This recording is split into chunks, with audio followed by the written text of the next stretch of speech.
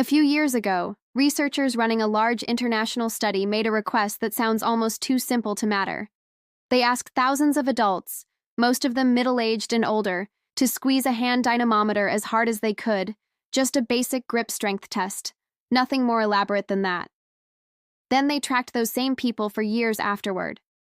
What they found was striking enough to change how an entire field of medicine thinks about aging. The strength of a person's grip predicted their risk of death, heart disease, and disability better than their blood pressure did. Not a small correlation buried in a footnote. One of the strongest, most consistent findings in the whole study. T-Hat's single result kicked off a wave of research into other ordinary physical abilities, the kind nobody thinks to test at a regular checkup. That turned out to say more about how well someone is actually aging than almost any number a blood panel can produce. Today, we are counting down 5 of those abilities. If you are between 60 and 80, and you still have all 5, the research suggests you are doing something meaningfully right, and by the end of this video, you will know exactly how to check each one yourself right now without any special equipment. What makes this particular line of research so useful is that none of these 5 abilities require a hospital visit, a blood draw, or any specialized equipment to check. They can each be tested in a living room in under a minute, and unlike a lot of standard blood work, which tends to capture a single moment in time, these 5 abilities reflect how several different body systems are functioning together, in real time, under real conditions.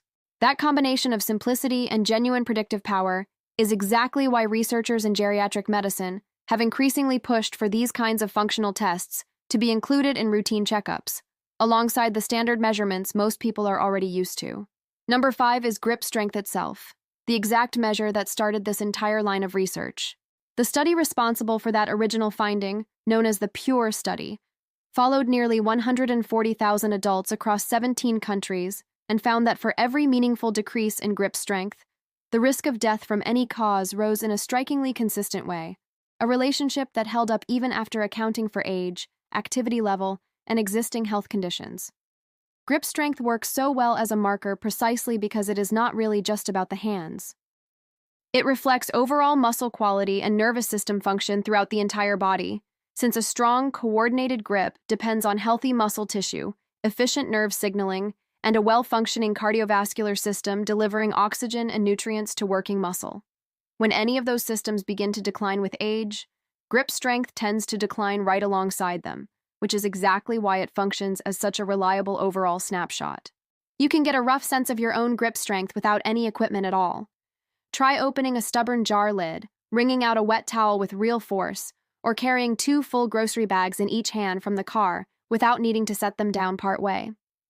If those tasks still feel manageable without significant strain, that is a reasonably good sign. If grip strength has noticeably declined, resistance training focused on the hands and forearms, then something as simple as squeezing a stress ball or gripping tool regularly, has been shown to meaningfully improve grip strength within a matter of weeks. Grip strength also tends to decline gradually enough, year over year, that most people never notice the change happening in real time, since daily tasks quietly adjust around it. An easier jar gets chosen over a harder one. Groceries get carried in smaller loads, without anyone consciously registering the shift. This is exactly why a direct, deliberate test matters more than simply trusting how things feel day to day, since gradual decline is precisely the kind of change our own perception tends to miss. Number 4 is walking speed, sometimes called gait speed in the research literature, and it might be the single most studied physical marker of aging that exists. A landmark analysis published in JAMA, pooling data from multiple long-term studies involving thousands of older adults, found that walking speed alone predicted life expectancy with a level of accuracy that surprised even the researchers involved, to the point where some geriatricians have started referring to gait speed informally as the 6th vital sign, alongside blood pressure, heart rate, temperature, breathing rate, and oxygen saturation. The reason walking speed carries so much predictive power is similar to grip strength. It is not really measuring the legs in isolation. A fast, steady walking pace requires healthy muscle strength, good balance, efficient cardiovascular function, and intact neurological coordination all working together simultaneously, which makes it a genuinely comprehensive snapshot of how multiple body systems are functioning at once. Testing this yourself is straightforward. time how long it takes to walk a measured distance, roughly 13 feet, at your normal, comfortable pace, not rushing. A pace at or above about 2.5 feet per second, meaning covering that distance in around 5 seconds or less, is generally considered a healthy benchmark for older adults, while a notably slower pace has been associated in multiple studies with increased risk of falls, hospitalization, and functional decline. If your pace has slowed noticeably over the past year or two, that is genuinely worth mentioning to a doctor, since gait speed changes often show up before other, more obvious signs of decline become apparent.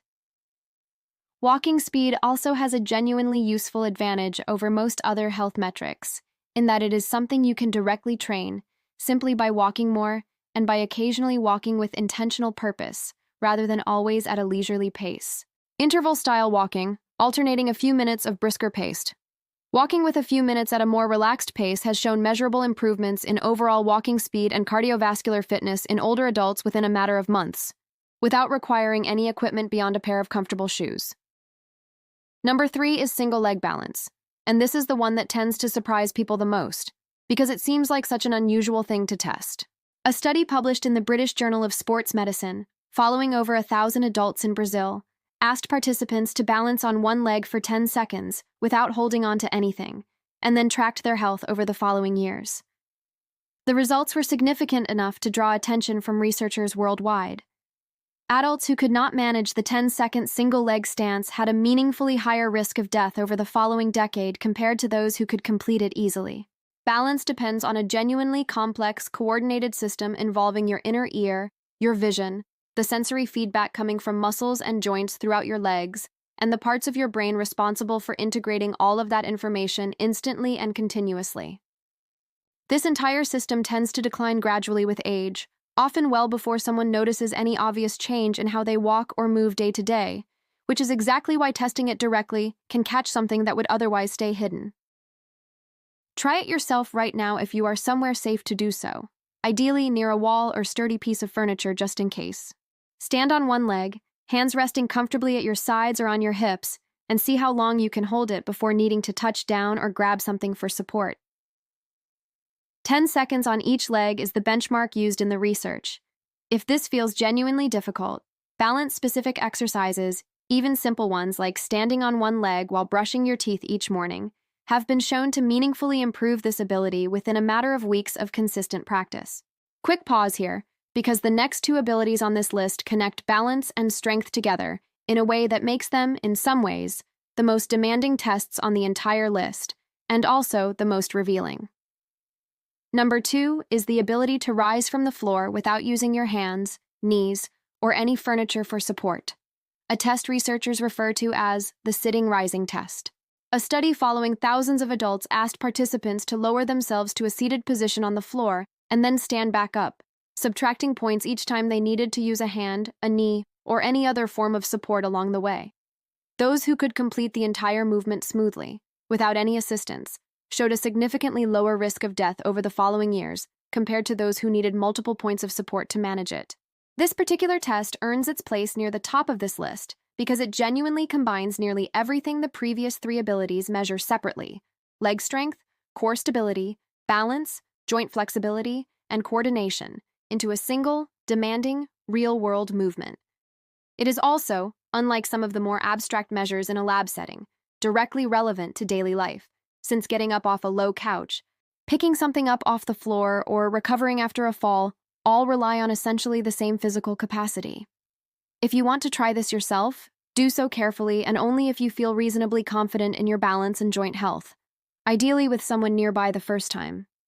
Lower yourself to sitting on the floor using as little support as possible, then stand back up the same way.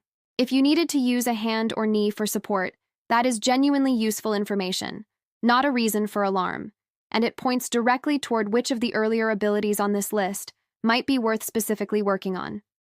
And now, number 1, the ability that ties every single other entry on this list together, and the one researchers increasingly believe deserves far more attention than it currently receives: the ability to hold a real conversation while walking, sometimes studied formally as dual task performance. This might sound like an odd thing to test compared to grip strength or balance, but the research behind it is genuinely compelling.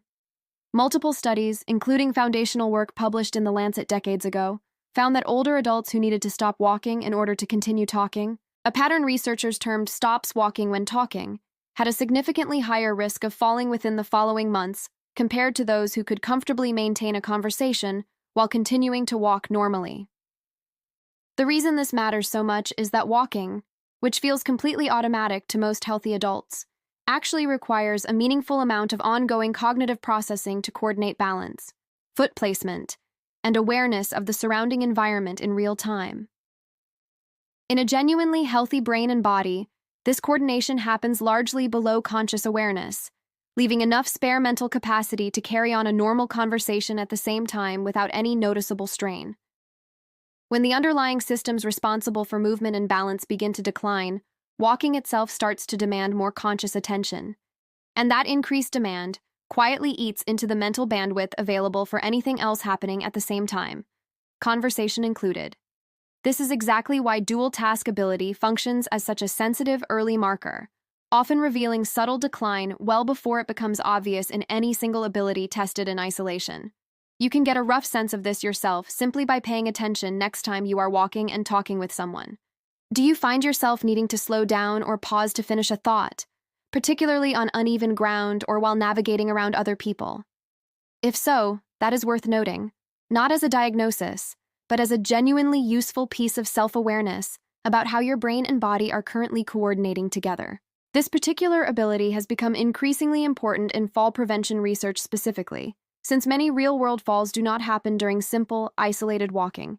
They happen while someone is simultaneously carrying on a conversation, looking for something in a bag, or navigating a distraction of some kind, exactly the layered, multitasking conditions that dual task testing is designed to capture. A test performed under simple, quiet conditions alone can miss exactly the kind of vulnerability that shows up only when the brain is being asked to do two things at once, which is part of why researchers increasingly view this ability as one of the more practically relevant items on this entire list. Taken together, these 5 abilities form a surprisingly complete picture once you understand why each one made this list. Grip strength reflects overall muscle quality and nervous system function. Walking speed captures cardiovascular fitness, strength, and coordination working together.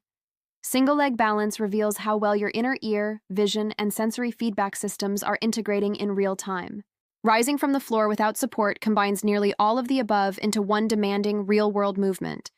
And the ability to talk while walking reveals whether your brain still has enough spare capacity to handle movement and thinking simultaneously, without one having to sacrifice the other. None of these 5 abilities are fixed or permanently locked in place by age alone. Every single one of them responds to targeted practice, sometimes within just a matter of weeks, which is genuinely the most encouraging part of this entire body of research. A weaker grip can be rebuilt through resistance work. A slower walking pace can improve with regular walking itself, particularly at a deliberately brisker pace than usual. Balance can be trained directly through simple daily practice, and the specific movement pattern required to rise from the floor can be practiced and improved just like any other skill. If you tried any of these 5 tests while watching this video, tell me in the comments which one felt easiest and which one surprised you the most. This is not about comparing yourself to anyone else watching, only about getting an honest, useful snapshot of where you currently stand, and which of these 5 is worth the most attention going forward. None of these results are a diagnosis, and a weaker showing on any single test today is simply a starting point, not a verdict, since every one of these abilities has been shown to respond to consistent, targeted practice at essentially any age within this range. If this gave you something worth trying today, hit subscribe, because there is a lot more research-backed insight like this coming, and you will not want to miss it.